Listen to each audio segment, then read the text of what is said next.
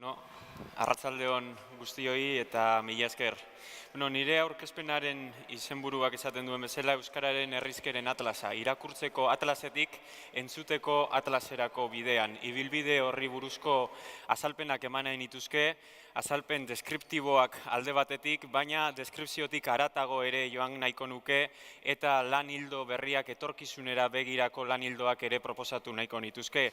Gaur hemen hainbat aurkezpen entzun ditugu, hainbat aurkezpen Euskararen herrizkeren atlasa egitasmoarekin lotutakoak baita ere, atzera begirada bat egin dugu, aurrera begiradak ere bota ditugu, eta nik bide horretatik, baina Euskararen herrizkeren atlasean batez ere soinuen alorrari eta soinuzko korpusari lotutako ekarpenak egin nahiko nituzke. Hemen esan da moduan, Euskararen herrizkeren atlasa aspaldiko asmoa du Euskaltzaindiak, dakizuen moduan, 80. urteetan ekin zion Euskaltzaindiak egitasmo horri, eta orduko aurrerabide teknologikoez baliatuz, Euskaltzaindiak lan metodologia bat ezarri zuen. Urteak igaro dira bai ordurik ona, hainbat urte igaro dira hain zuzen ere, baina nik esango nuke Euskararen herrizkeren atlasa lantzen dihardugun hainbat urte horiek beharrizan eta teknologietara egokitzera eraman gaituztela. Gehiago esan nezake oraindik ere, urte luzeak gaitz bihurtu ordez, bertute bihurtzen ere jakin du Euskaltzaindiak eta Euskararen herrizkeren atlasa egitasmoak izan ere, gaur-gaurkoz, Euskararen herrizkeren atlasa atlasgintzan punteroetariko bat dela eta erreferenteetariko bat dela ere esaten delako. Ez dagokit niri ordea atlasaren ibilbide historikoari buruz hitz egitea, eta ibilbide diakroniko honetan azken txanpara salto egin nahiko nuke. Hau da, azken 6 urteko erreferentzia bat eman nahi nuke. Hain zuzen ere, esandako moduan, soinuen atlasari buruzko azalpenak eman nahi nituzke. 2013 urtean ekin zion Euskaltzaindiak lan horri, eta 2013 urtetik ona 2 liburuki sarean irakurtzeaz aparte entzuteko aukera ere eskaintzen duelako. Esandako moduan, nire gaurko aurkezpenaren helburua bikoitza da. Alde batetik, aurkezpen deskriptibo bat egin nahiko nukeelako, hau da, Euskaltzaindiak gaur soinuen atlasa landuteko duen lan metodologiaren berri ematea, eta bigarrena proposamenaren lan hildo horiek azaltzea. Horretarako ordea, bai gaur egun erabiltzen dugun lan metodologiari buruzko azalpenak emateko eta baita ere etorkizunera begira proposatuko ditudan lan hildo berriak azaldu ahal izateko, garrantzitsua da atzera soa egitera, atzera begira jartzea, batez ere ezagutu behar dugulako Euskaltzaindiak urte luze hauetan landu duen korpusa nola antolatzen den, eta batez ere zein bilakaera izan duen ibilbidean diharduen 40 urte hauetan. Euskaltzaindiaren EHH-aren lantaldeak 1982. Urtean ekin zion kanpo lanari, hau da, grabazioak egiteari. Ez naiz gehiegi luzatuko datuak emanez, baina 145 herri ordezkatuta agertzen dira Euskararen herrizkeren atlasean, eta 319 lekukorekin landu ziren orduko galdekizun guztiak. Bilakaera aipatu dut, eta baita ere aipatu dut sasoian sasoiko teknologietara egokitzen jakin duela egitasmo honek, eta garrantzitsua da bilakaera horren berri ematea izan ere, bilakaera horri esker gaur egun daukagun kodetze, izendatze edota erreferentzia sistemak, batzuk eguneratu egin dira eta mantentzen dira, baina beste batzuk duela 40 urteko kodetze sisteman geratu dira eta ibilbide horretan nolabait esateko zaharkituta ere gelditu dira.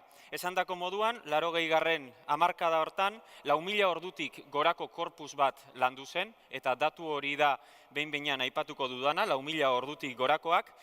Hemen beste aurkezpen batzuetan esan den moduan, kaseteetan jaso ziren grabazio horiek, eta sasoian sasoiko teknologietara egokitze horrek eraman gintuen kaseteetako material hori CD-etara digitalizatzera. Hau da, digitalizazio prozesu bat egon zen formatuz aldatzeko. 2012. urtean, Beste egokitzapen bat egin zen, eta kaseteetatik CD-etara bilakatu zen eta MP3 eta WAV formatuetara aldatu zen material hori, barne zerbitzarira igo zen. Barne zerbitzarira igotzeko urrats hori garrantzitsua izan zen batez ere orduantxe konturatu ginelako zenbat ordu genituen ofizialki, ordenagailuak datuak ematen dituelako. Gaur hemen 4.000 ordu aipatu dira, Sarlesek 5.000 ordutik gora aipatu ditu datua, eta datua baizik ez da, 5.848 grabazio ordu dira. Ikaragarrizko korpusa eta altxorra ditu, bai EHH-ak eta nola ez Euskaltzaindiak. EHH-aren korpusean, kontuan izan behar dugu, grabazio guztiak helburu batekin egin zirela orduan. Hizkuntza atlas bat lantzea izan zen helburua. Helburu horretarako egokitu behar izan zen lan metodologia bat, eta lan metodologia horrekin kodetxe eta erreferentzia sistema bat asmatu behar ziren. Gaur egungo lanak ere, kodetxe eta erreferentzia sistema horretan oinarritzen dira. Eta esan behar dugu, 5.848 ordu horietan, hizkuntzari buruzko 2.857 galdera egin zirela. Ia 1.000.000 bat erantzun baino gehiago biltzen ditu atlasak, baina ezkera erantzunetan soilik gelditzen. Erantzunez gain, eta gaur hemen aurkeztu dira, beste hainbat informazio gehigarri ere badagoelako. Bai oharrak, bai istorioak, bai pasarteak, bai abestiak, eta bai beste hainbat informazio ere. Soinuzko korpus horrek, helburua hizkuntza atlasa sortzea izan baldin bazuen, lan metodologiak eskatzen zigun informazio bat hautatu behar genuela. Hau da, ezin genituen 4.000 orduak baliatu hizkuntza atlas bat egiteko. Eta horrek eskatu zigun 4.000 ordu horietatik zenbait informazio hautatu eta korpusa bera ere eraldatu egin behar izan genuen. Hau da, soinuzko korpus izatetik idatzizko korpus izatera pasatu zen. EHH-aren orduko lantaldeak koadernoak erabili zituen behar genituen eta hautatu behar ziren informazio guzti horiek idatziz jartzeko. Hemen ikusten dituzue koadernoetako informazio horriak eta datu bat soilik ez da, baina guztira 725 koaderno bete ziren. 5 koaderno herri bakoitzeko. Beraz, oso garrantzitsua da urrats hau. Soinuzko korpus izatetik idatzizko korpus izatera pasatu ginen. Eta zer biltzen da koaderno horietan? Alde batetik, eta ez naiz gehiegi luzatuko honetan, galderaren kodea bilatzen da, jartzen da, erantzuna eman duen berri mailea nor izan den agertzen da, zein zintatan agertzen den hautatu dugun informazio hori, zintako zein biratan agertzen den, horregaitik esan dut garrantzitsua da jakitea zer nola hasi ginen lanean, izan ere oraindik informazio horrekin lan egin behar dugu, hau da, zinta biren gainean lan egiten dugu, baina, klaro, zinta birak aspaldi utzi genituen, izan ere korpus digital batekin lanean ari gara beraz, hau da, adibide bat nola informazio esparru batzuk zaharkituta gelditu diren. Erantzunak alfabeto fonetikoan agertzen zaizkigu, eta berri emailearen eta inkestagilaren oharrak ere agertzen dira proposamenekin batera.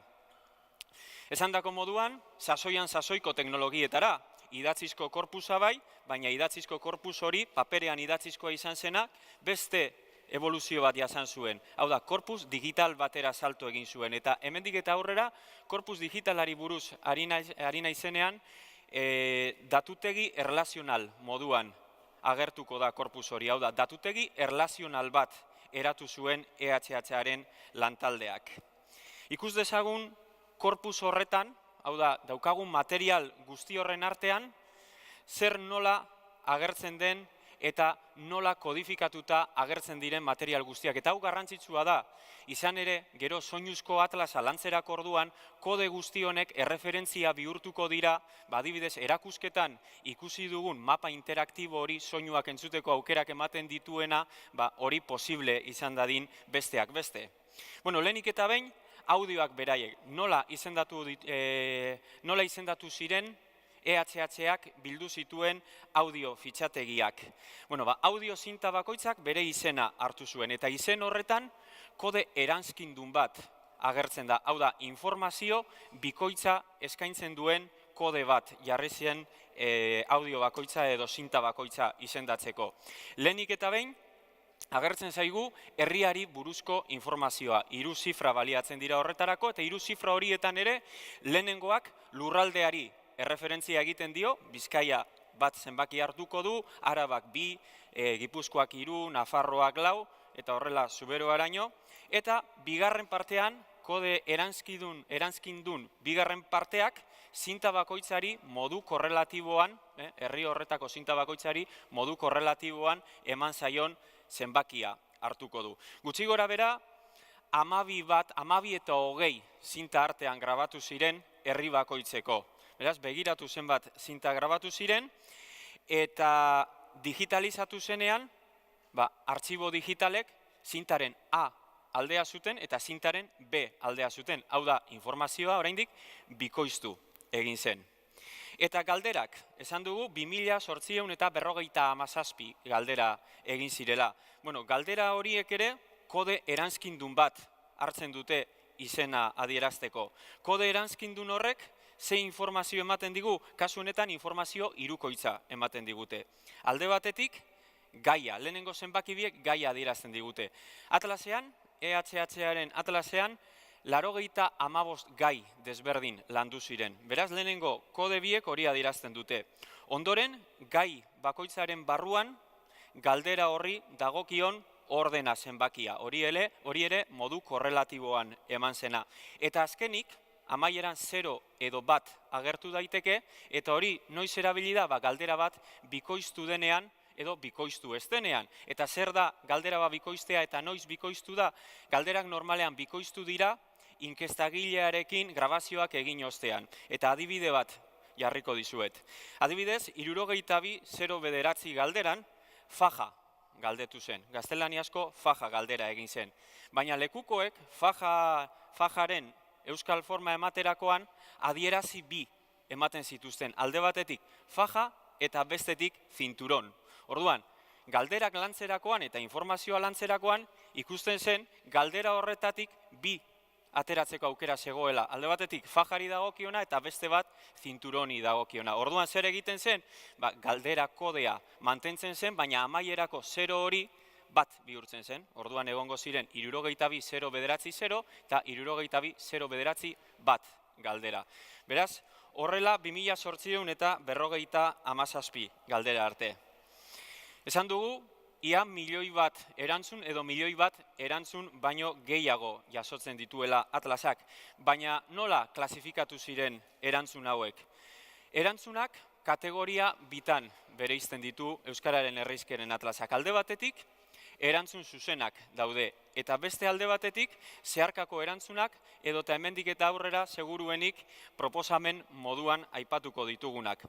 Zertzuk dira edo zertzuk ulertu ziren erantzun zuzen modura eta zeintzuk ulertu ziren proposamen edo zeharkako erantzun modura. Erantzun zuzenak argi dago lekukoak inkestagileari galdera egin eta honek zuzenean emandako erantzunak izan ziren. Bat edo gehiago izan zitezkeen. Zeharkako erantzunen kasuan galdera egin erantzunak ematen zituen, baina ostean lekukoak inkestagileak proposatu egiten zituen. Erantzun posible batzu proposatzen zituen. Lekukoak erantzun horiek ezagutuz gero eta esaldi batean erabili edota forma mugagabean ematen bazituen, erantzun hori zeharkako erantzun modura ulertzen zen. Baina esan dugu, gure datutegi erlazionalean, erantzunez gain beste informazio batzuk ere klasifikatuta daudela, beste batzuk ez, baina oharrak adibidez, eta gaur hemen, Charles Bidegainek aurkezpena egin duenean, oharrei buruzko azalpenak eman ditu. Oharrak argi dago, sarri askotan lekukoak berak egindakoak izaten ziren, eta beste askotan inkestagileak egiten zituen. Eta ohar hauen helburua behinik behin galderei buruzko azalpen gehigarriak ematea izaten zen. Oharren kasuan ere kategoria bi bereiztu ditu eta bereizten ditu Euskararen herrizkeren atlasak. Alde batetik ohar orokorrak daude. Hau da, galderari buruzko ohar orokorrak edo informazio orokorra ematen dutenak. Eta beste alde batetik erantzunei lotutako oharrak aurkituko ditugu. Hemen ikusten dugu datutegi erlazionalean, nola agertzen diren oharrak, proposamen bati buruzko oharra izan daiteke, edota erantzun zuzen bati buruzko oharra izan daiteke, edota ohar orokor bat izan daiteke. Honela antolatzen du Euskararen Herrizkeren Atlasak bere gaur egungo korpusa, idatzizko korpusa ikusten duzuen moduan, eta idatzizko korpus hau soinuzko korpus batetik dator. Horregaitik azalpen hori hemendik eta aurrera azalduko dugulako EHH-ak nola lantzen dituen bere soinuzko atlaseko materialak. Euskaltzaindiak esandako moduan 2013 urtean ekin zion lan honi, soinuzko atlasa lantzeari, eta helburua argia da. Hau da, atlasean aurkitzen ditugun erantzunak entzuteko aukera eskaintzea da soinuzko atlasaren helburua. EHH-ak ez du hau zerotik egin, beste esperientzia batzuk ere hor daudelako, Europako beste hainbat hizkuntza atlasek urratsa hau eman zuten, eta urrats horiek baliatuz eta horien esperientziatik ikasik, Euskaltzaindiak bere lan metodologia ezarri zuen. Hau posible izan dadin, argi dago, erantzunak 4.000 edo 5.848 orduko korpus horretan, erantzunak aurkitu egin behar dira, markatu egin behar dira, izendatu egin behar dira, eta gero erantzun horiekin zuzeneko lotura bat egin behar zaie. Prozesu hau liburukiz liburuki egiten dugu. Hau da, liburuki bakoitzean dauden galdera guztiak bilatzen ditugu korpus horretan herriz herri, 155 herrietan. Horretarako baliatzen dugun, gaur egun baliatzen dugun lantresna, Speech Filling System izeneko softwarea da. Software hau Londresko Unibertsitatean sortu zen 2000 urtean, eta besteak beste audioen etiketaziorako aukerak eskaintzen ditu. Audioen etiketaziorako etiketa batzuk behar ditugu, eta helburua zein da, esan dugun moduan, hau da, gure soinuen korpus horretan, 4.000 edo 5.000 eta piku ordu horietan, markatu behar dugu erantzuna, bilatzen ari garen erantzun hori, non hasten den eta non bukatzen den. Etiketa bikoitza jarri behar diogu beraz, erantzun bakoitzari. Kasu honetan erantzunak soilik etiketatzen ditugulako. Horretarako, etiketa bikoitz horiek informazio bat eskaini behar dute, hau da, kode erantzkindu bat izan behar dute. Erantzuna non hasten den esateko, letra batez eta zenbaki batez osatutako etiketak erabiltzen ditugu. Eta erantzuna non bukatzen den adierazteko, hor ikusten duzuen barra hori, ikur hori, erabiltzen da kasu guztietan.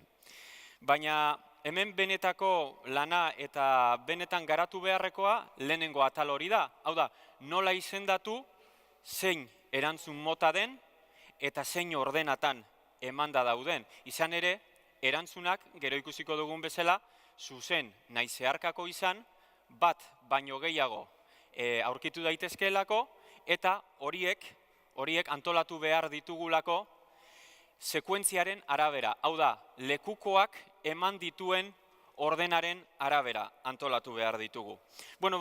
Mota bi bereizten dira etiketetan. Alde batetik, lehenengo erantzun zuzena etiketatuko dugu, V bat jarriz eta galdera bakoitzari korrelatiboki emandako zenbaki bat erabilita. Liburuki osoko galderak zenbakituta daude, eta liburuki osoko galdera horiek herri guztietan etiketa bera hartuko dute.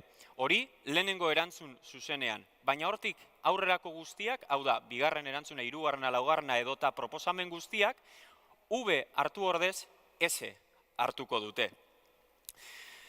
Eta hortik aurrera zer egin behar da? Adibide bat hemen, ez da? Lehenengo erantzuna, guk galdera bat baldin badugu eta lau erantzun baditu, lehenik eta behin, V bat izango da lehen erantzun hori. Eta gainontzeko guztiak, hau da, beste hiru erantzunak S bat moduan etiketatuko dira. Horrek zer esan nahi du? Hortik gero guk soinu artxibo hori etiketatu ostean izate dokumentu bat lortuko dugu non agertzen diren erantzun guztia non hasten diren eta non bukatzen diren. Orduan, guk egin behar duguna da izate horretatik datorren informazioarekin eta script bat erabiliz audio lagina sortzen ditugu. Arazoa non sortzen da? Arazoa sortzen da bigarren erantzunetik aurrerakoetan ordenarik jarri ez dugula.